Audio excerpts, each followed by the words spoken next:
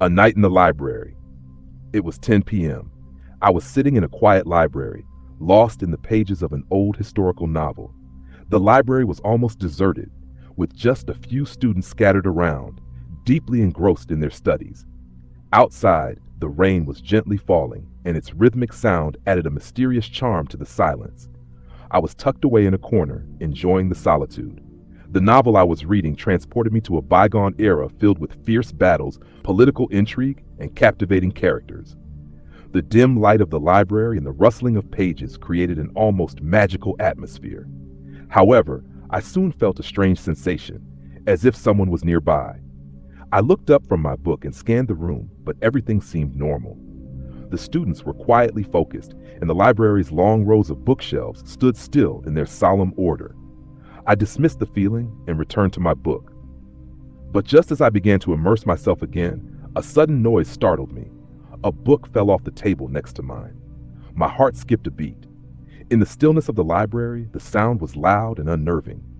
"Is someone there?" I asked softly, my voice barely above a whisper. There was no response.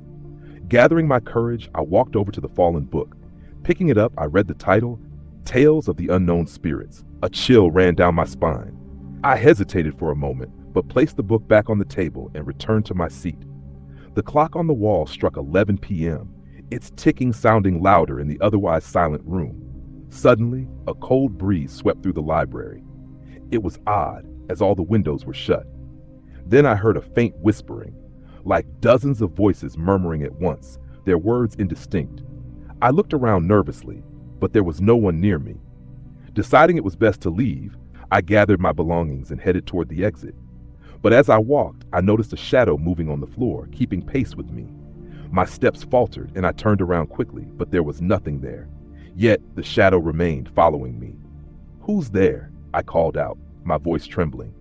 Out of the corner of the room, a soft voice replied, "Don't be afraid." I froze. Turning slowly, I saw a young woman standing in the shadows. Her appearance was peculiar. Her clothes seemed to belong to another era, and her face was faint, almost translucent. "Who are you?" I asked, trying to steady my voice. "I've been here in this library for over 100 years, she said softly. "I'm the character of an unfinished story.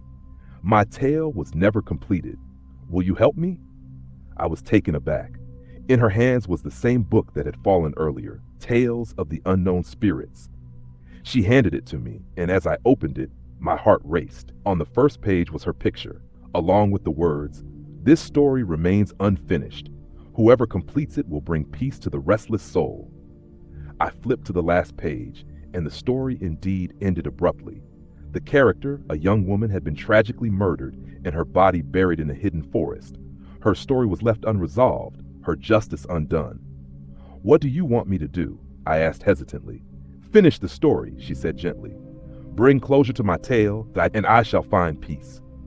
I sat down at the nearest desk, trembling but determined. Picking up a pen, I began to write. Strangely, the words seemed to flow effortlessly, as if guided by an unseen force. The story unfolded beautifully, giving her character the justice and resolution she deserved. When I finished the last sentence, I looked up. The young woman stood before me, her face serene and her faint form glowing softly. "Thank you," she whispered, her voice filled with gratitude. Slowly she began to fade, her presence dissolving into the air. After that night, I never returned to the library, but the experience stayed with me, a reminder that some stories are not meant to be left incomplete. Some tales demand to be told, not just for the characters within them, but for the peace they bring to those who tell them.